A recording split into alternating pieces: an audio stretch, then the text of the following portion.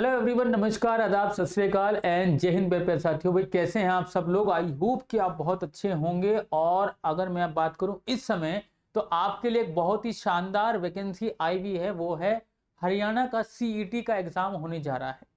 और इस एग्जाम को लेके बहुत सारी न्यूज इस समय चल रही थी कि भाई पुरानी भर्तियों का क्या होगा, सर नई भर्तियों के बारे में क्या कहना चाहते हैं। तो आपको जो है, आपने देखा कि कुछ दिन पहले, यानी कि अगर हम बात करें कुछ दिनों से, इसके ऊपर लगातार जो है सिलसिला चलता जा रहा है, बातचीत चल रही है। पुरानी 5600 जो भर्ती हैं उनका क्या हुआ, और जो नई आने वाली भर्ती है उनके ऊपर हम क्या कहना चाहते हैं। तो कल निशा मैम, कुलदीप सर और बाकी हमारी पूरी की पूरी टीम गई, और उनके जाने के बाद सीएम साहब से बात होने के बाद पता चला कि भाई ये जो हमारी जो पुरानी भर्तियां हैं ये, और साथ ही साथ नई भर्तियां ये कब होंगी सर? ये सीईटी का एग्जाम कंप्लीट होने के बाद होती हुई दिखाई देंगी। और सीईटी एग्जाम का आपका नोटिफिकेशन आया हुआ है और फॉर्म फिलिंग तो इसकी चली रही है। तो अब अगर हम बात करें आने वाली भर्तियों के बारे में या फिर इस सीईटी एग्जाम को लेके, तो आपके पास बहुत सारी अपॉर्चुनिटी हैं और बहुत अच्छी अच्छी वैकेंसी हैं आपके पास, जो इस समय आपको इस सीईटी के एग्जाम देने के बाद मिलती हुई दिखाई देंगी। तो उस वो वैकेंसी में अपने आप को क्वालिफाई कराना, वो एक सीट रिजर्व करानी, वो ऐसा नहीं है कि सिर्फ मैंने सोचा और काम हो गया।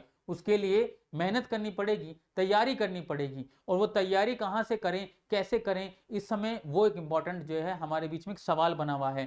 सर मैं तैयारी कहां से शुरू करूं? मैं वो बच्चा हूं जिन्हें जो है बहुत समय पहले मतलब 10-12 साल पहले अपनी पढ़ाई छोड़ दी है, गृहस्थ जीवन में जुड़ चुका हूं। मेरी उम्र जो है 30-35-40 साल हो चुकी है, लेकिन मैं इस फॉर्म को देना चाहता हूं।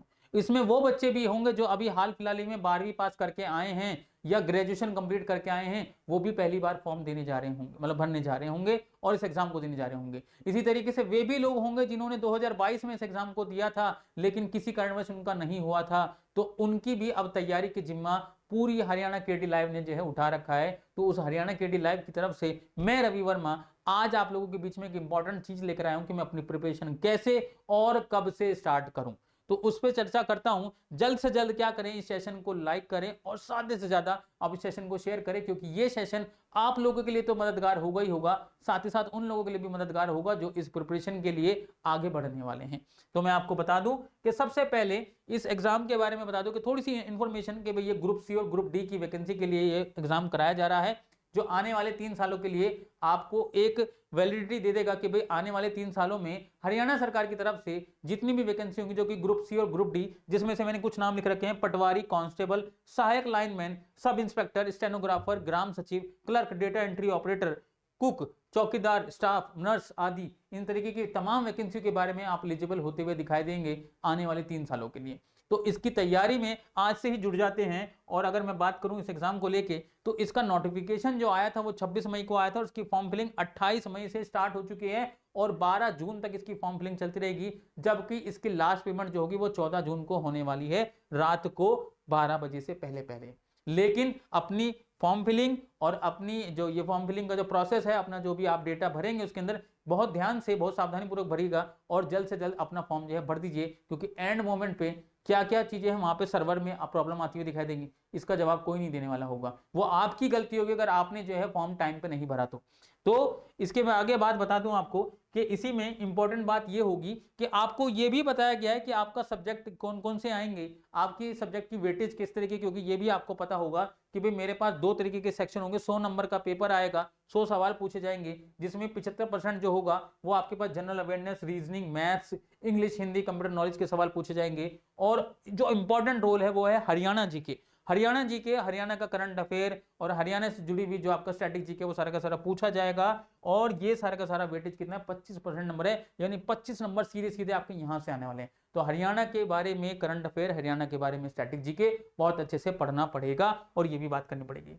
ये आपके सामने अब मैं जो बात करूं, तो इंपॉर्टेंट पार्ट क्या होगा, कुछ पॉइंट्स पे मैं बात करता हुआ दिखाई दूंगा, जिन जिन चीजों की आपको जरूरत पड़ती हुई दिखाई देगी। सबसे इंपॉर्टेंट पॉइंट जो होगा वो आपके पास पहला होगा कि आपको एग्जाम का पैटर्न पता होना चाहिए, साथ ही साथ एग्जाम का आपको सिलेबस भी पता होना चाहिए कि भाई उसमें क्या क्या चीज आएगा। तो सिलेबस तो मैंने आपको बता दिया कि ये चीजें आएंगा। और पैटर्न की भी बात करूं तो आपके पास पैटर्न कुछ इस तरीके का होगा कि 100 सवाल होंगे और 100 नंबर का पेपर आएगा।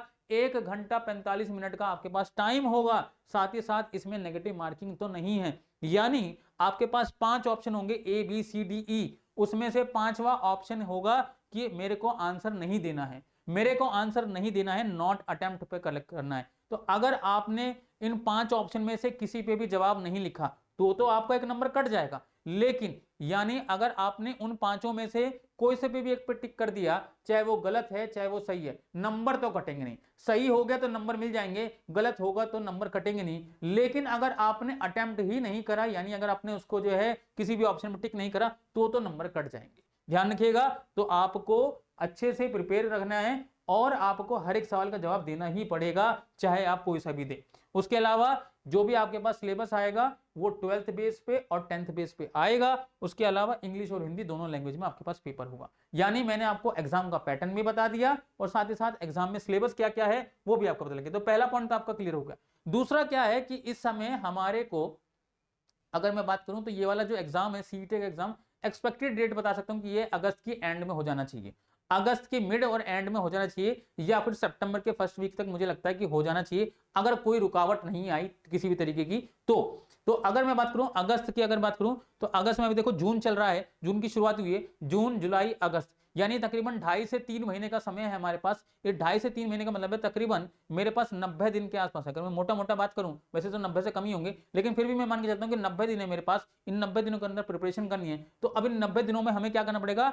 सिर्फ प्रिपरेशन का मतलब ये नहीं है कि मैंने किताब उठा ली और मुझे पता ही नहीं चल रहा कि हो क्या रहा है, या सिर्फ मैं YouTube के सेशन देख रहा हूं और मुझे पता नहीं चल रहा कि मैं कर क्या रहा हूं। मुझे एक डायरेक्शन सेट करनी पड़ेगी, मुझे एक डेली रूटीन बनाना पड़ेगा कि मुझे ये हर रोज काम करना है, इस समय यहां से मैं यहां तक पढ़ूंगा, इतना पढ़ूंगा। तो यहां पे कहा गया है कि आपको डेली एक स्टडी शेड्यूल बनाना पड़ेगा कि मुझे रोज क्या करना है। तो सबसे इंपॉर्टेंट, जैसे कि मैंने आपको बता दिया कि भाई आपके पास 25 नंबर का हरियाणा जीके आएगा, तो उसको हम हरियाणा जीके को अलर्ट रहेंगे क्योंकि वहां पे सबसे ज्यादा वेटेज है। तो आप ध्यान रखेंगे कि आपको करंट अफेयर के लिए समाचार पत्र या तो आप हिंदू टाइम्स का, हिंदू का पढ़ सकते हैं, द हिंदू पढ़ सकते हैं, या टाइम्स ऑफ इंडिया का पढ़ सकते हैं, या आपके यहाँ पे जो भी आता है आप उसके हिसाब से अपना स्टेट वाला जो भी आपका एक न्यूज़पेपर है उसको आप पढ़ सकते हैं। और वहां पे राजनीति, अर्थव्यवस्था, इतिहास, खेल, रक्षा जैसे विषयों पर ध्यान देना है। और पिछले सालों में जिस तरीके के सवाल पूछे गए उन पे भी उन प्रश्नों को दोहराएंगे। मतलब ये पूरे सवाल, पुराने वाले सवाल तो नहीं आएंगे क्योंकि 2022 बहुत लंबे पुराना समय हो गया, 3 साल पुराने जो भी करंट अफेयर है वो तो नहीं आएगा,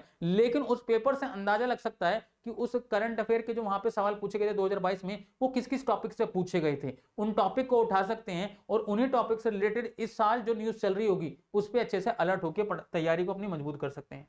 उसके अलावा आपको जरूरी नहीं, आपको मतलब मैं ये नहीं कहूंगा कि सिर्फ और सिर्फ आप जो है करंट अफेयर पे, आप स्टैटिक जीके पे आप उस पर ध्यान दें, आपके पास बाकी जो सब्जेक्ट्स हैं उस पर भी ध्यान देना पड़ेगा और डेली बेस पे उन पे भी काम करना पड़ेगा। जैसे इंग्लिश है, इंग्लिश के लिए आपको वोकैब पे काम करना पड़ेगा, अपने रीडिंग कॉम्प्रिहेंसिव पे काम करना पड़ेगा, साथ ही साथ अपनी जो भी आपकी कमियां हैं उनको भी पहचानना पड़ेगा। थोड़ा ध्यान से अलर्ट रहिएगा। मैथमेटिक्स में बात करूं तो आपकी कैलकुलेशन आपकी जो है तेज होनी चाहिए, क्योंकि आपके पास जो समय है 1 घंटा 45 मिनट, उसके अंदर 100 सवाल हैं, तो 15 सवाल आपको मैथमेटिक्स के लिए देखने को मिलेंगे। तो 15 सवाल में कम से कम समय में कर सकूं ताकि मैं बाकी सब्जेक्टों पे भी ध्यान दे सकूं, तो इस पे आपको काम करना पड़ेगा डेली बेस में। और इसके लिए आपको निरंतर अभ्यास करना पड़ेगा, मॉक पेपर लगाने पड़ेंगे, प्रैक्टिस सेट लगाने पड़ेंगे, तब जाके ये सारी चीजें कंप्लीट हो पाएंगी। ऐसा नहीं है कि भाई आखिरी के 10 दिन में तीर चल जाएगा, आखिरी के 10 दिन में कभी तीर नहीं चलता, शुरुआत से मेहनत करनी पड़ती है तब जाके आप अंत तक वहां पहुंच पाएंगे। उसके अलावा रीजनिंग में भी आप देखेंगे कि बहुत सारे ऐसे क्वेश्चंस होते हैं जहां पे अक्सर हम अटक जाया करते हैं। वो कैसे हैं? ब्लड रिलेशन के क्वेश्चन में अक्सर हम अटक जाया करते हैं,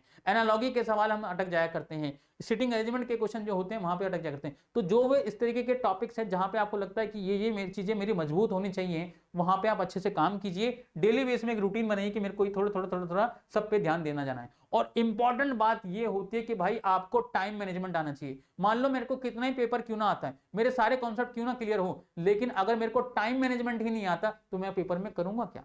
जब मान लो मेरे को यही नहीं पता कि मेरे को कौन सा सवाल छोड़ना है, कौन सा सवाल मेरे को करना है, कितनी देर में करना है, कितनी जल्दी मेरे को पकड़ लेना उस सवाल को, तो मेरे को फिर उसका कोई मतलब ही नहीं बनता। मान लो मेरे को सवाल आता है लेकिन उसमें मैं टाइम गवा रहा हूं, तो वो टाइम नहीं गवाना है, आपको चीजों पे काम करना पड़ेगा। और ये चीजें कैसे होंगी? आपको 2-3 चीजों पे ध्यान देना पड़ेगा कि जो सवाल आपको नहीं आता, मान लो कभी आप मॉक पेपर लगाते हैं, क्योंकि कुछ एक्सपीरियंस बंदे भी होंगे मुझे पता है, तो जो मॉक पेपर लगाते हैं वो क्या करते हैं, अगर कोई सवाल नहीं बना तो वो ईगो पे ले जाते हैं कि मेरे को जब तक ये सॉल्व नहीं होगा मैं आगे नहीं जाऊंगा। तो वो ईगो उस समय तो ठीक है जब आप मॉक लगा रहे हैं, लेकिन एग्जामिनेशन हॉल में वही ईगो आपके लिए कितनी नुकसानदायक होगी ये मेरे से ज्यादा आप अच्छे समझ जाएंगे जब आप उस गलती को दोहरा के आएंगे। तो ठीक है, ध्यान रखिएगा कि आपको ज्यादा से ज्यादा समय किसी भी सवाल पे नहीं खर्च करना है। अगर आपको लगता है कि सवाल नहीं बन रहा, स्किप करो, आगे बढ़ो, ऐसे काम आपको सीखना पड़ेगा। तो ये क्या होगा? टाइम मैनेजमेंट का प्रोसेस होगा। उसके अलावा आपको मॉक टेस्ट लगाने पड़ेंगे। स्टार्टिंग में आप जो है क्या करें आप टॉपिक वाइज मॉक टेस्ट लगाएं। यानी कि जैसे मान लो फॉर एग्जांपल मैं अपनी बात करता हूं, जैसे मान लो मैंने पढ़ाना शुरू करा